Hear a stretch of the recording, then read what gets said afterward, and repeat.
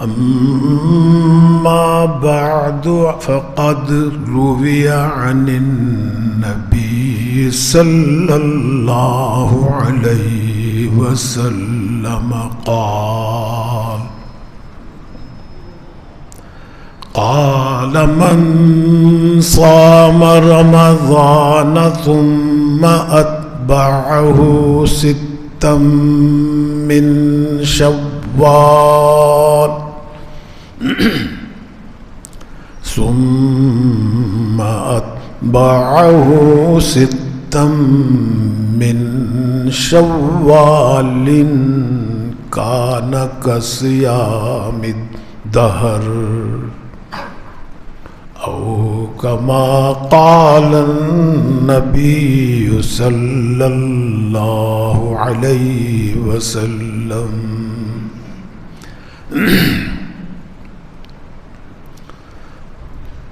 بزرگان محترم اور برادران عزیز،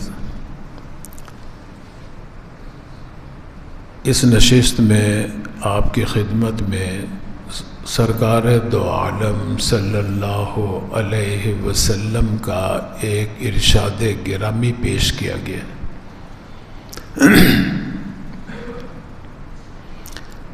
جس میں ایک خاص عبادت کی طرف متوجہ کیا جا رہا ہے جو اسی مہینے کے ساتھ خاص ہے۔ شوال المکرم کے ساتھ ہی مخصوص ہے وہ عبادت، اور وہ عبادت در حقیقت تتمہ ہے رمضان المبارک کے روزوں کی عبادت کا، ضمیمہ ہے، تکملہ ہے۔ ضمیمہ بھی عربی کا لفظ ہے، تکملہ بھی عربی کا لفظ ہے، تتمہ بھی عربی کا لفظ ہے۔ معنی تتمہ کے، تکملہ کے یہ ہے کہ تتمہ اس چیز کو کہتے ہیں جس کے ذریعے کوئی دوسری چیز کو مکمل کر دیا جائے، پورا کر دیا جائے، کمال کے درجے میں پہنچا دیا جائے، اس کو تتمہ کہتے ہیں۔ حضور اکرم صلی اللہ علیہ وسلم اس مہینے میں جس عبادت کے بارے میں ہمیں اور آپ کو متوجہ کر رہے ہیں، وہ عبادت اگر ہم ادا کریں گے تو ہماری رمضان کے روزوں کی عبادت مکمل ہو جائے گی۔ اور اس بات کو آپ یوں سمجھ لیے، ایک مثال سے سمجھاتا ہوں۔ سرکار دو عالم صلی اللہ علیہ وسلم کا جو دور ہے وہ دور نبوت کہلاتا ہے۔ جب تک آپ دنیا میں تشریف فرما رہے وہ دور رسالت رہا۔ جب آپ پردہ فرما گئے، دنیا سے رخصت ہو گئے، تو پھر ایک اور دور شروع ہوتا ہے آپ کے بعد، جس کو خلافت راشدہ کا دور کہتے ہیں۔ خلافت راشدہ کا دور جو ہے یہ بھی تتمہ ہے، تکملہ ہے دور نبوت کا۔ یعنی دور نبوت، دور رسالت اس وقت تک مکمل نہیں ہو سکتا جب تک کہ خلفائے راشدین کا دور جو ہے اس کے ساتھ نہیں ملائیں گے آپ۔ اور یہ حضور صلی اللہ علیہ وسلم نے فرمایا ہے کہ میرے بعد جو 30 سالہ دور ہوگا، 30 سالہ دور، وہ خلافت کا دور ہوگا، میری نیابت کا دور ہوگا۔ اور حکم دیا کہ جس طرح میرے سنت جو ہے یہ دین کا حصہ ہے، شریعت کا حصہ ہے، اس کو لازمی طور پہ پکڑو، مضبوطی سے میری سنت کو تھامو، بالکل اسی طرح یہ جو 30 سالہ دور خلفائے راشدین کا دور ہے، یہ بھی دین کا حصہ ہے، یہ بھی شریعت کا حصہ ہے، اس کو بھی لازمی سے پکڑو، اس پہ بھی سختی سے عمل کرو، یہ حضور کا حکم ہے۔ فرمائے کہ علیکم بسنتی و سنت الخلفاء الراشدین، میری سنت کو بھی لازم پکڑو کیونکہ یہ بھی دین کا حصہ ہے، شریعت کا، اور میرے خلفائے راشدین کا جو خلافت ہے اس کو بھی، ان کی سنت کو بھی لازم پکڑو، ان کے حکم کو بھی لازم پکڑو، وہ بھی دین کا حصہ ہے۔ اس لیے کہا جاتا ہے کہ خلفائے راشدین جو ہیں، سیدنا ابو بکر، سیدنا عمر، سیدنا عثمان، سیدنا علی رضی اللہ تعالیٰ عنہم اجمعین، یہ 30 سالہ دور ہے، یہ تتمہ ہے دور نبوت کا۔ دیکھو، ایک ہے خلافت، ایک ہے خلافت راشدہ، دونوں میں بڑا فرق ہے۔ خلافت راشدہ جو ہے نا، یہ اب نہیں قائم ہو سکتی، قیامت تک نہیں قائم ہو سکتی، کوئی جتنا چاہے زور لگا لے، کیونکہ نبوت کا دور تو ختم ہو گیا، اور حضور کی پیشین گوئی یہ ہے کہ 30 سال کے بعد جو دور ہوگا میرا، وہ ہے خلافت راشدہ۔ ہاں، خلافت جو ہے یہ قیامت تک قائم ہو سکتی ہے۔ خلافت کسے کہتے ہیں؟ خلافت کہتے ہیں کہ جب اللہ تعالیٰ کسی مسلمان حاکم کو توفیق دے، مسلمانوں کو توفیق دے، وہ کوئی ایسا حاکم منتخب کریں جو یہ اقرار کرے کہ اقتدار اعلیٰ کے مالک تو اللہ ہے، حاکم اعلیٰ تو اللہ کی ذات ہے، اور میں جو دنیا کا حاکم ہوں، اللہ کا نائب بن کر، اللہ کا خلیفہ بن کر تم پر حکومت کروں گا، اپنا حکم نہیں چلاؤں گا، اللہ کا حکم چلاؤں گا۔ اس کو خلافت کہتے ہیں۔ جو کوئی دنیا کا حاکم اپنا حکم نہ چلائے، اللہ کا نائب بن کر، اللہ کا نمائندہ بن کر، خلیفہ بن کر اگر مسلمانوں پہ وہ حکومت کرے گا تو اس کو کہیں گے خلیفۃ المسلمین، خلیفۃ المومنین، امیر المومنین، یہ سب کہہ سکتے ہیں۔ یہ خلافت تو قیامت تک قائم ہو سکتی، لیکن بھی یہ صرف خلافت، اس کو خلافت کہیں گے، خلافت راشدہ نہیں کہیں گے۔ خلافت راشدہ صرف وہ ہے، اسی لیے علماء نے لکھا ہے کہ عام خلافت جو ہے نا، اس کے خلیفے پر آپ تنقید بھی کر سکتے ہیں، اس سے پوچھ سکتے ہیں کہ یہ پیسہ کہاں سے آیا، یہ گاڑی کہاں سے آئی، آپ کہاں سے مال کماتے ہو، کہاں خرچ کرتے ہو، پوچھا جا سکتا ہے، اس پہ آپ تنقید بھی کر سکتے ہیں، تنقیص بھی کر سکتے ہیں۔ لیکن خلافت راشدہ کے جو خلفاء ہیں نا، سیدنا ابو بکر صدیق، سیدنا عمر، سیدنا عثمان، سیدنا علی، ان میں کسی خلیفے کے اوپر آپ تنقید نہیں کر سکتے، ان کی تنقیص نہیں کر سکتے، ان کی بے حرمتی نہیں کر سکتے، ان کی بے ادبی نہیں کر سکتے، کسی قسم کا ان پہ الزام نہیں لگا سکتے۔ کیوں؟ اس لیے وہ صرف خلیفہ نہیں ہے، وہ خلیفہ راشد ہے، وہ خلیفت راشدہ کے خلیفہ ہیں، اور ان کی خلافت تتمہ ہے دور نبوت کی۔ جیسے دور نبوت پر آپ اعتراض نہیں کر سکتے، اسی طرح خلافت راشدہ کے دور پہ بھی آپ تنقید نہیں کر سکتے۔ کسی صحابی خلفائے راشدین میں سے نہیں آپ اس کو بددیانتی یا کوئی کسی قسم کا الزام اور بہتان لگانا حرام ہے، منع کیا ہے علماء۔ اب یہ جو فرق ہے، کیوں فرق ہے، کیا وجہ ہے کہ خلافت راشدہ جو ہے وہ تتمہ ہے دور نبوت کا. دیکھو راشدہ کا جو لفظ ہے نا، راشدہ، یہ صرف انہی کے ساتھ لگے گا، ابو بکر، عمر، عثمان، علی کی خلافت. راشدہ بنا ہے رشد سے. رشد کے کیا معنی ہے؟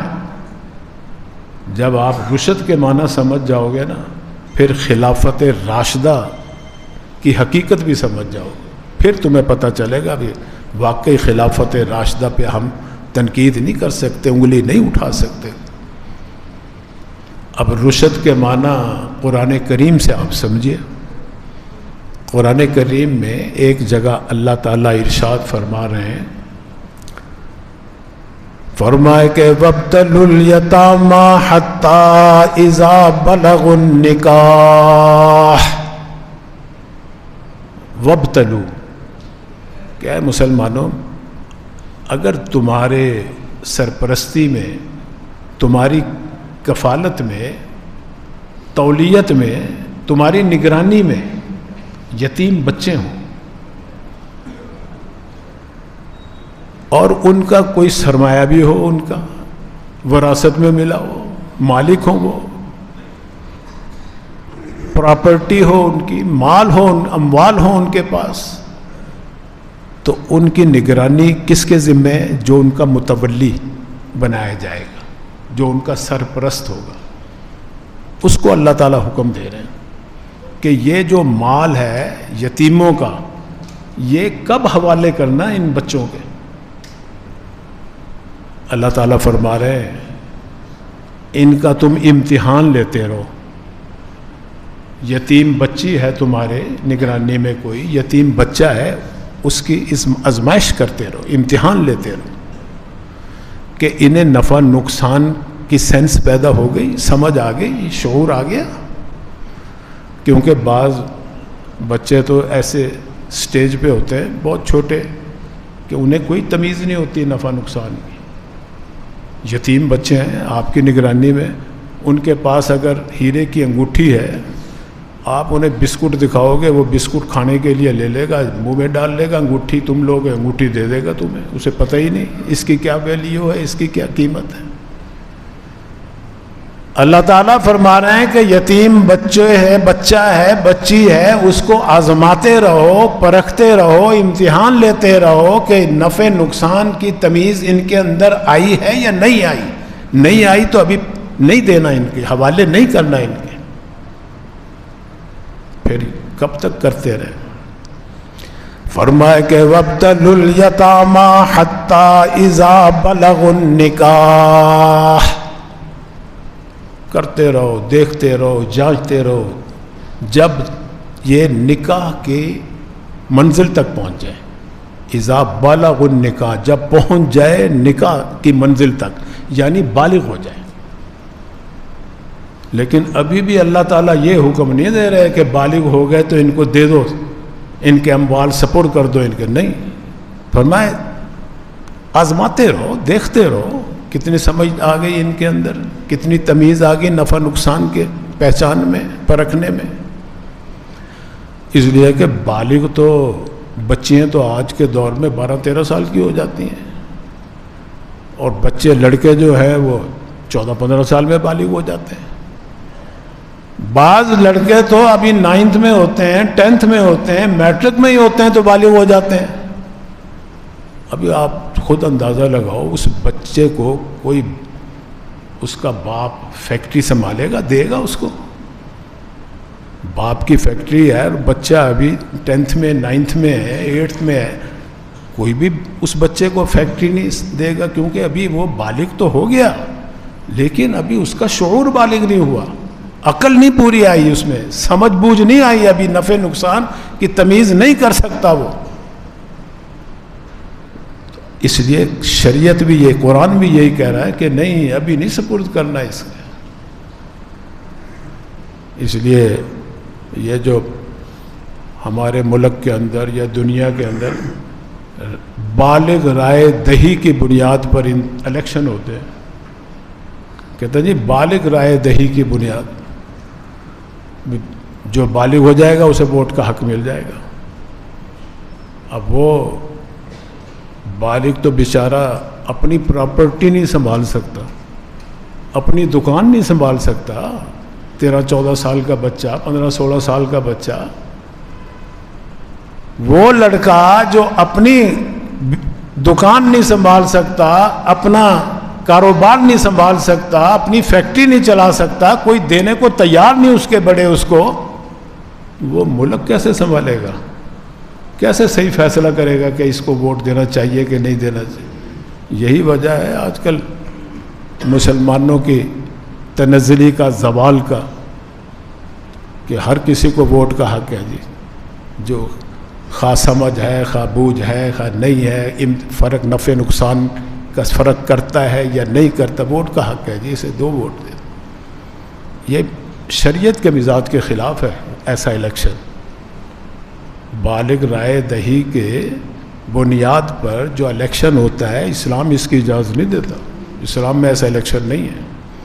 اسلام تو کہتا ہے شعور کامل ہو.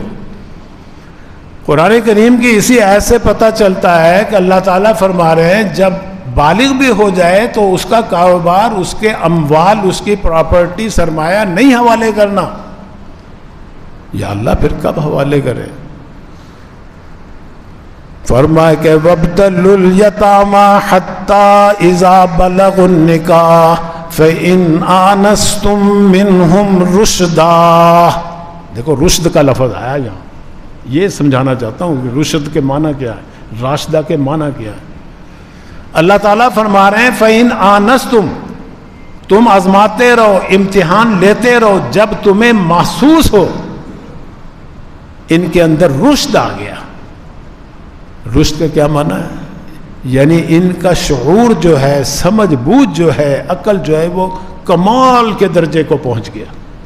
رشد کا معنی ہے کمال کا درجہ، کہ اب انہیں نفع نقصان میں فرق، سینس پیدا ہو گئی، سمجھ آ گیا کہ میرا کس میں نفع ہے، کس میں نقصان. فرمایا فَإِنْ آنَسْتُم مِّنْهُمْ رُشْدًا فَادْفَعُوا إِلَيْهِمْ أَمْوَالَهُمْ. اب دے دو ان کے مال ان کو. جب شعور کامل ہو جائے، وہ کامل 20 سال میں ہو جائے، خواہ 24 سال میں ہو جائے، 25 سال میں ہو جائے، پھر دے دیں. امام ابو حنیفہ رحمۃ کے نزدیک تو تقریباً 25 سال میں جا کے انسان کا شعور کامل ہو جاتا ہے. تو رشد کا معنی ہے اعلیٰ درجے کا کمال. تو یہ راشدہ، خلافت راشدہ کا معنی کیا ہوا؟ آپ سمجھ میں آ گیا ہوگا کہ قرآن کہہ رہا ہے کہ وہ خلافت جو علی منہاج النبوہ قائم ہوئی، کمال کے درجے پہ پہنچی ہے، جو کہ اس سے اوپر کوئی درجہ نہیں خلافت کا. سرکار دو عالم صلی اللہ علیہ وسلم کا دور نبوت ہے. اس دور نبوت کو پورا کرنے کے لیے اللہ نے خلافت راشدہ عطا فرمائی، جو 30 سالہ دور پہ محیط ہے، جو سرکار دو عالم صلی اللہ علیہ وسلم نے پیشین گوئی بھی کی ہے کہ میرے بعد ایسا دور آئے گا 30 سالہ، جو خلافت راشدہ کا دور ہوگا، خلفائے راشدین کا دور ہوگا. اس کے بعد ملوکیت شروع ہو جائے گی. تو عرض میں یہ کر رہا تھا کہ خلافت راشدہ کا دور نبوت کا دور کا تتمہ ہے، مکمل کرنے والا ہے. اس لیے آپ اگر مطالعہ کریں نا اسلام کا، بہت سے ایسے احکام ملیں گے کہ سرکار دو عالم صلی اللہ علیہ وسلم نے اپنے دور میں ان کو شروع کیا، اور خلفائے راشدین نے ان کو مکمل کیا اپنے دور میں. حضور کے دور میں کھلے تھے وہ، لیکن حضور صلی اللہ علیہ وسلم چاہتے تھے کہ ان کو ایسا ہونا چاہیے. مثلا تراویح کی مثال ہی دیکھ لو کہ حضور صلی اللہ علیہ وسلم نے اپنے دور میں 3 دن تراویح پڑھائی، جماعت کے ساتھ پڑھائی، مسجد میں پڑھائی. پھر آپ نے منع کر دیا. اب منع کیوں کیا؟ اس کی وجہ بھی بتلا دی کہ بھائی مجھے تمہارا شوق دیکھ کے اندیشہ ہو رہا ہے کہ اللہ تعالیٰ کہیں فرض ہی نہ کر دے. میں تو فرض پورا کر لوں گا، میرے پہ تو تہجد بھی فرض ہے، میں تو ادا کرتا ہوں. تمہارے لیے مشکل، تم مشکل میں پڑ جاؤ گے، اس لیے جاؤ اپنے اپنے گھروں میں پڑھو. جب خلفائے راشدین کا دور آیا چونکہ اب وہ اندیشہ ختم ہو گیا، کیونکہ وحی آنی بند ہو گئی. وحی تو نبی پہ آتی ہے نا، خلیفے پہ تو نہیں آتی. تو حضرت عمر رضی اللہ تعالیٰ عنہ جن کی فراست کے تحت اللہ تعالیٰ نے 18 جگہ قرآن کریم میں آیتیں نازل فرمائی، جو آپ فرماتے تھے اللہ تعالیٰ اس کے مطابق حکم نازل کرتے تھے قرآن کریم کے اندر. تو انہوں نے پھر اپنے دور میں حد بندی کر دی کہ بھئی وہ اندیشہ ختم، اب فرض تو ہوں گی نہیں، اب تم ایک مسجد میں ایک امام کے پیچھے جماعت کے ساتھ تراویح پڑھو اور 20 پڑھو، کیونکہ حضور نے بھی 20 پڑھی تھی. ورنہ حضرت عمر اتھارٹی نہیں کہ اپنی طرف سے عدد مقرر کریں. آپ خود اندازہ لگاؤ، ظہر کی رکعت ہے 4، مغرب کی 3، فجر کی 2. کوئی صحابی کو اختیار ہے کہ اس میں رد و بدل کر دے؟ کسی نے نہیں کی. خلفائے راشدین کو بھی اختیار نہیں ہے کہ اس میں رد و بدل کریں، نہیں. تو حضرت عمر کیسے کر سکتے تھے کہ آپ 8 پڑھتے ہوں اور تراویح آپ نے 20 کا حکم دے دیا ہو؟ اگر ایسا کرتے، عقل بھی کہتی ہے کہ اگر سرکار نے 8 پڑھی ہوں اور حضرت عمر نے اپنی رائے سے 20 کا حکم دیا ہو، تو صحابہ ہزاروں کی تعداد میں موجود تھے، کسی صحابی نے تو آپ کی مخالفت کرنی تھی نا. آپ کون ہوتے ہیں 20 مقرر کرنے والے؟ اللہ کے نبی نے تو ہمیں 8 پڑھائی تھی، ہم نے 8 پڑھی ہیں. نہیں، کسی نے مخالفت نہیں کی، ایک صحابی نے بھی مخالفت نہیں کی. اس لیے ان کی فراست جانتی تھی کہ اللہ کے نبی نے جو تراویح پڑھائی تھی 20 پڑھائی تھی، 3 دن جو پڑھائی 20 کا حکم دیا. ابی بن کعب امام بنے، انہوں نے بھی 20 پڑھائی. پھر حضرت علی رضی اللہ تعالیٰ عنہ کے دور میں بھی 20 ہوتی رہی، حضرت عثمان کے دور میں بھی 20 ہوتی رہی، کسی نے مخالفت نہیں کی. تو بہرحال اس قسم کی کئی مثالیں ہیں کہ جو حضور کے دور میں ایک کام شروع ہوا اور خلفائے راشدین کے دور میں وہ مکمل ہوا. تو اس لیے میں کہہ رہا ہوں کہ دور خلافت راشدہ جو ہے یہ تکمیلہ ہے نبوت کے دور.